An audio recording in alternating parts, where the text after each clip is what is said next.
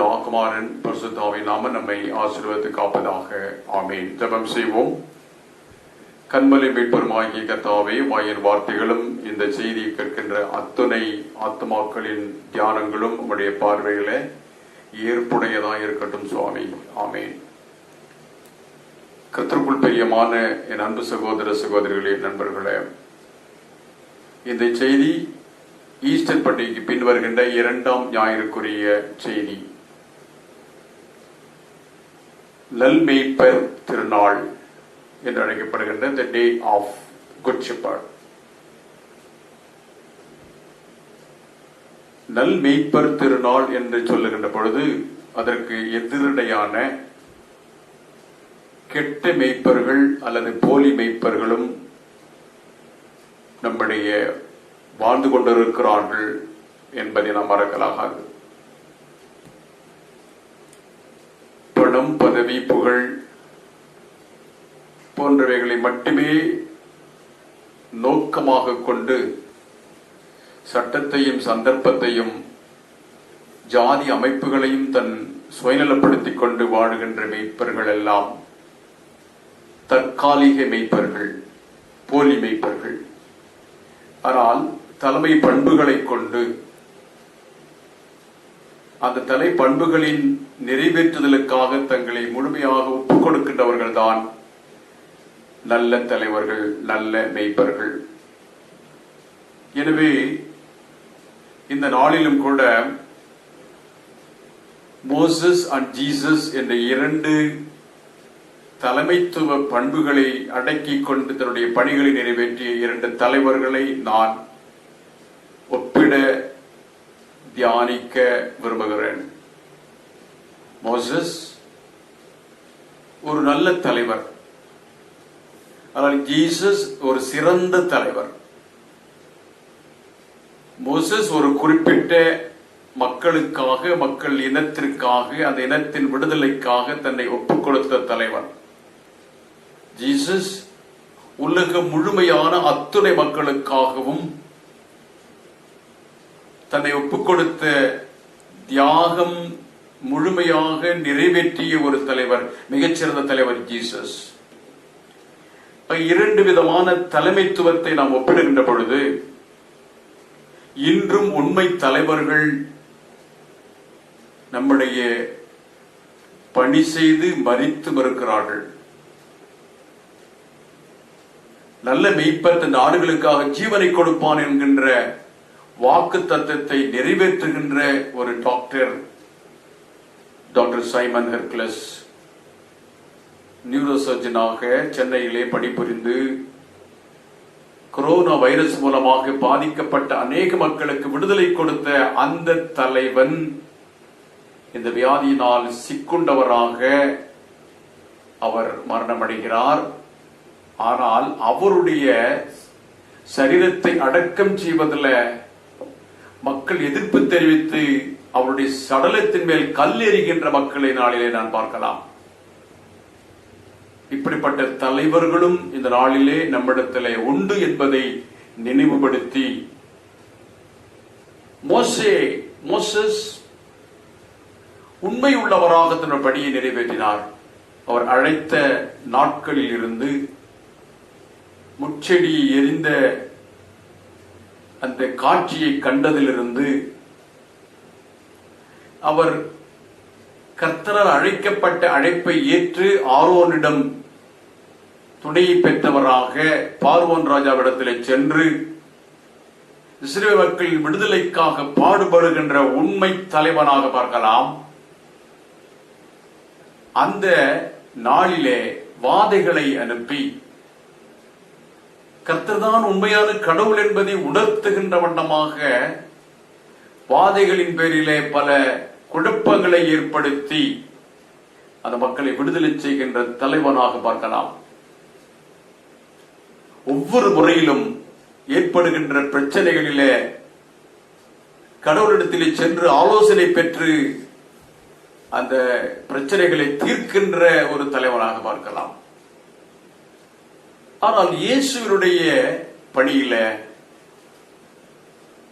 பிறப்பின் முதற்கொண்டு இறக்கின்ற காலம் வரை பிதாவோடு தன்னை இணைத்துக் கொண்டுகிறவராக என்னை கண்டவன் என் பிதாவை கண்டார் என்று சொல்லி தன்னோடு பிதாவை இணைக்கின்ற ஒரு மிகப்பெரிய உன்னத தேவ குமாரனாக தன்னுடைய பணியை நிறைவேற்றுகின்றார்.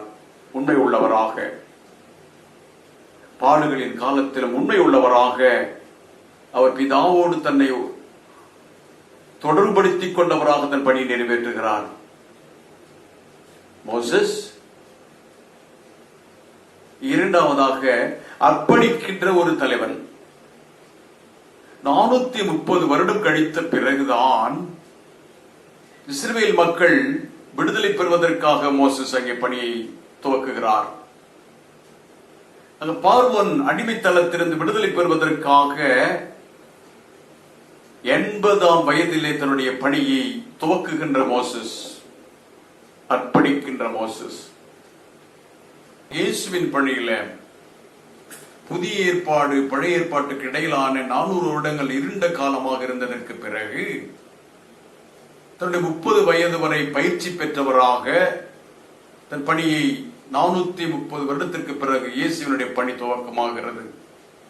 எனவே இருவரும் தன்னுடைய அர்ப்பணிப்பை தவறாமல் செய்கின்றவர்களாக தன்னை ஒப்புக் கொடுத்து அந்த விடுதலை பயணத்திலே தங்களை ஈடுபடுத்துகிறார்கள்.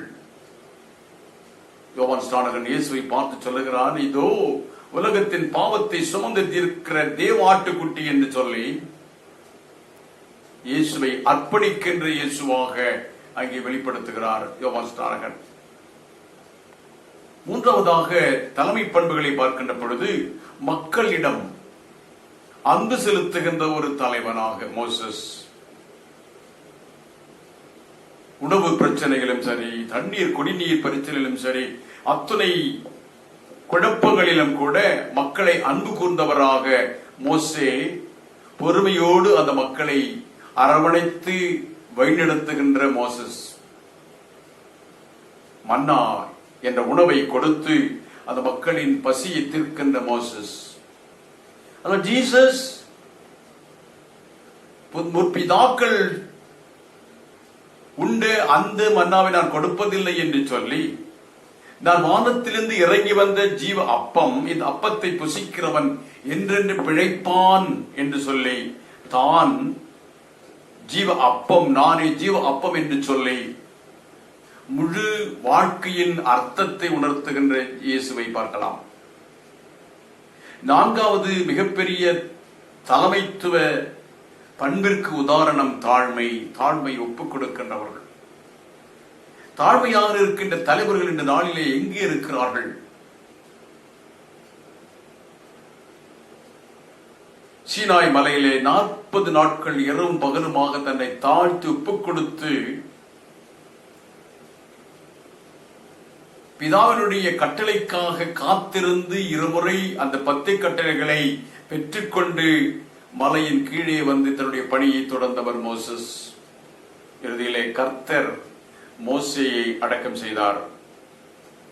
ஆனால் இயேசு தன்னுடைய பணியை நிறைவேற்றுகின்ற பொழுது கொல்கத்தா மலை வரைக்கும் சிலுவையிலே தன் உயிரை கொடுக்கின்ற வண்ணமாக சிலுவையை சுமந்து அதன் பிறகு அந்த மரணத்திற்கு பிறகு மனிதர்கள் இயேசுவின் உடலை அடக்கம் செய்கிறார்கள். ஆனால் ஆண்டவர் இயேசு பிதாவினால் உயிரோடு எழுப்பப்படுகிறார். எனவே மோசஸ் என்கின்றவர் ஒரு குறிப்பிட்ட காலத்திற்கான ஒரு தலைவன், ஒரு குறிப்பிட்ட இனத்தின் விடுதலைக்காக பணிபுரிந்த ஒரு தலைவன். ஆனால் இயேசு மோசஸ் எந்தெந்த சூழலிலே தலைமைத்துவத்திலே குறைவு ஏற்பட்டதோ, தொய்ந்து போனாரோ, அதையெல்லாம் நிறைவேற்றுவதற்காக வந்த மிகப்பெரிய சிறந்த தலைவராக, நல் மெய்ப்பராக, நல் மீட்பராக, இந்த உலகத்தின் முழு மக்களின் அத்தனை மக்களுடைய விடுதலைக்காக தன்னை ஒப்புக் கொடுத்த மிகப்பெரிய தலைவர் ஆண்டவராய் இயேசு கிறிஸ்து. எபிரேயர் 3:3 இப்படி பவுல் எழுதுகிறார், வீட்டை உண்டு பண்ணினவன் வீட்டை பார்க்கிலும் அதிக கனத்திற்கு உரியவராயிருக்கிறான். அதுபோல மோசேயை பார்க்கிலும் இயேசு அதிக மகிமைக்கு பாத்திரராயிருக்கிறார். எனவே அன்புக்குரிய சகோதர சகோதரர்களே, இந்த நல்மீட்பர் திருநாளிலே ஐயோ, என்னை வழிநடத்துகின்ற நல்ல தலைவன் இல்லையே, திருச்சபையில நல்ல தலைவர்கள் இல்லையே, சமுதாயத்தில் நல்ல தலைவர்கள் இல்லையே, எல்லோரும் சுயநலத்தாலே வாழ்ந்து கொண்டிருக்கிறார்களே, சுய நீதிக்காக மட்டுமே போராடுகிறவர்கள் என்று நாம் தலைமைத்துவத்துக்காக தேடி புலம்பலாம். அத்துணை பிரச்சனைகளுக்கும், உலகத்தினுடைய அத்துணை மக்களுடைய விடுதலைக்கும், ஏன் இப்படிப்பட்ட வைரஸ் தாக்குண்ட உலகத்திற்கும் விடுதலை கொடுக்கின்ற ஒரே தலைவர் இயேசு கிறிஸ்து தான் என்பதை உணர்கின்ற நாட்களுக்குள்ளாக நாம் பிரவேசிக்க அழைக்கப்பட்டிருக்கிறோம். கர்த்தருக்குள் பிரியமானவர்களே, மோசேசை போல அல்ல, இயேசுவை போல உலகத்தின் முழு பாவத்தினுடைய அக்கிரமங்களுடைய தண்டனையை நிறைவேற்றிய பிறகுதான் ஒரு மிகப்பெரிய எழுப்புதலுக்காக கர்த்தர் இப்படிப்பட்ட நாட்களுக்குள்ளாக நாம் ஒப்புக் கொடுக்கப்பட்டிருக்கிறோம். நல் மெய்ப்பர் திருநாளிலே அந்த மெய்ப்பர் ஆகிய ஆடுகளுக்காக ஜீவனை கொடுக்கின்ற அந்த மெய்ப்பர் இயேசு என்கின்ற உணர்கின்ற நாட்களுக்குள்ளாக பிரவேசிக்க நம்மை நாமே தாழ்த்தி ஒப்புக் கொடுத்து ஜெபிப்போம். நேசிக்கிற அன்பின் கர்த்தாவே, அநேக தலைவர்கள் உண்டு ஆண்டவரே. எங்கள் வாழ்வில சுயநலத்திற்காக, பதவிக்காக, பட்டத்திற்காக, புகழுக்காக அலைந்து திரிகின்ற தலைவர்கள் மத்தியில தன்னை தாழ்த்தி உண்மை உள்ளவராக, அர்ப்பணிக்கின்றவராக, அன்பு நிறைந்தவராக, தாழ்மையை மேற்கொண்டவராக, நான் மன தாழ்மையும் சாந்தம் உள்ளவனாய் இருக்கிறேன், என்னிடத்தில் வாருங்கள் என்று சொல்லுகின்ற ஆண்டவர் தாமே இந்த நாளிலும் கூட எங்கள் ஜெபத்தை கேட்பீராக. நீர் உண்மையான தலைவர், என்றென்றும் தலைவர், எல்லோருக்கும் தலைவர் என்ற உணர்வை எங்களுக்குள்ளாக நீர் நீர் நீர் அனுப்பியருளும், ஆசீர்வதித்தருளும், அன்பு கூர்ந்தருளும். இந்த நாளின் ஆசீர்வாதத்தை பரிபூர்ணமாக எங்களுக்கு தாரும். இயேசுவின் பரிசுத்த நாமத்தை ஜெபிக்கிறோம் ஜீவனுள்ள நல்ல பிதாவே, ஆமென். நமது ஆண்டவராகிய இயேசு கிறிஸ்துவின் கிருபையும், பிதாவாகிய தேவனுடைய அன்பும், பரிசுத்த ஆவியானவர் ஐக்கியம் உங்கள் அனைவரோடும் சதா காலமும் நிலைத்திருப்பதாக. ஆமென்.